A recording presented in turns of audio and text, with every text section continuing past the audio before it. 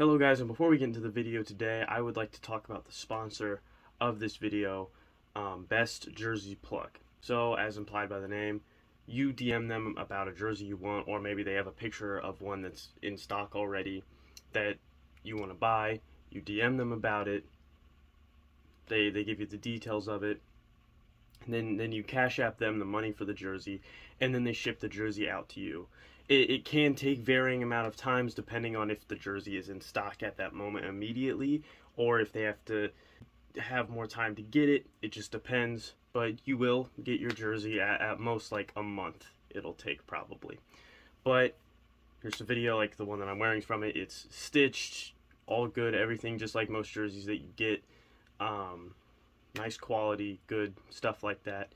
Go follow them. I'll have the link in the description to the Twitter and the Instagram, and yeah. So, let's get on with the video.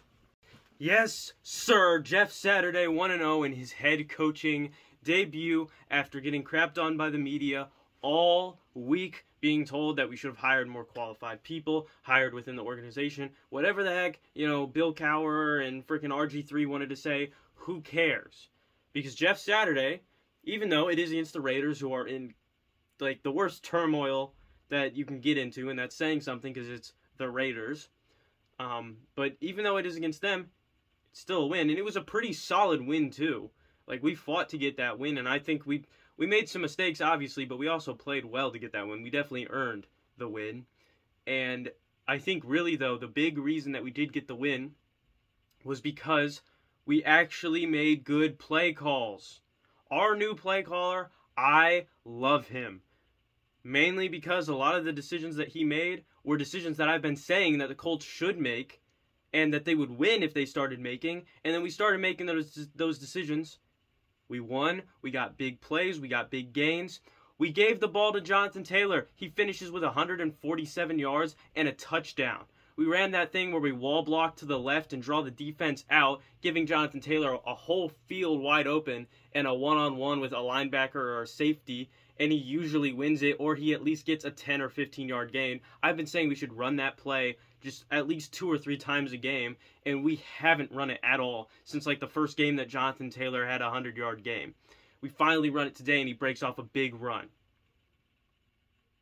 We give the ball to Jonathan Taylor consistently and just pound it down their throat. We don't even have to give it to him that much, but we gave it to him like, what, around 20 times? It's more than we've given it to him whenever he's been healthy, and he finally has a good game because we actually gave him the ball when he should have been given the ball, and not in horrible situations too.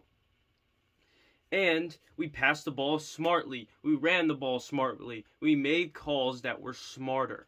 We didn't run freaking quarterback in shotgun, handing off to the running back on 4th and inches.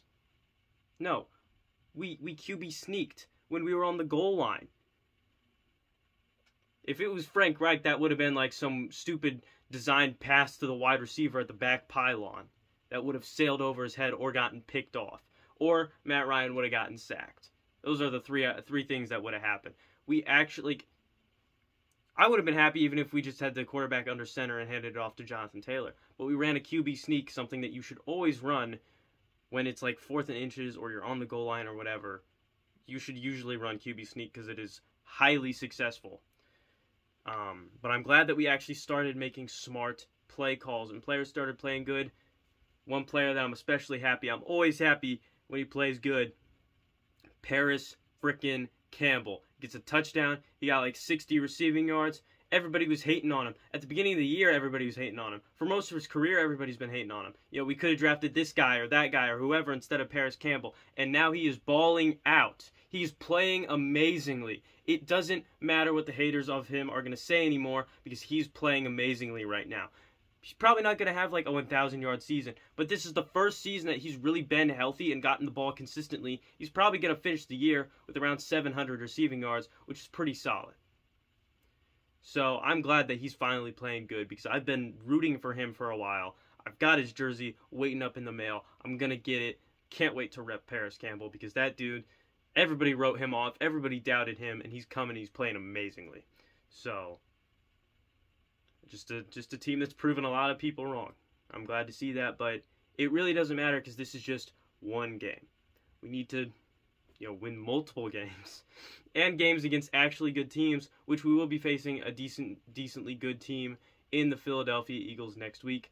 I don't think they're all that, because a lot of their wins came against really weak teams, but they're still a good team. They're still a really good team with a pretty high-powered offense with Jalen Hurts and A.J. Brown, who we've seen before, and Devontae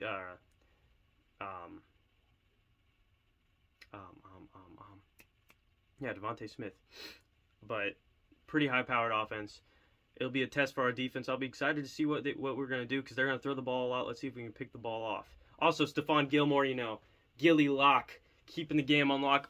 Before I leave, the reason that is not pass interference, just to explain, when Stephon Gilmore was covering Davante Adams had that hand in the middle of Stephon Gilmore's chest, and Davante's arms were out here. He was not hooking and grabbing or holding Davante Adams' arm when the ball got there. There was a bit of hands and stuff before the ball got there, but by the time the ball was around, like, over here and they were right here, Stephon Gilmore was no longer holding on to Davante Adams, so that allowed him to go and punch the ball out and not be called pass interference. Because if Davante chooses to have his hand in Stephon Gilmore's chest and not pull it away to try and catch the ball, that's his fault. That's the receiver's fault. That's not Stephon Gilmore's fault. He can't control what Davante Adams is going to do with his hands, because he was not holding or grabbing and hooking whatsoever on Davante Adams' right arm. He had his hands like this. He maybe had his hand, I think he might have had his left on Davante Adams' shoulder pad a little bit, but for the most part, he wasn't touching him by the time the ball got there. He went and smacked the ball away. That's why that's not pass interference on Stephon Gilmore. See you guys next time. Same fucking bitches, got the chopsticks with extensions on my dick, cause I like that.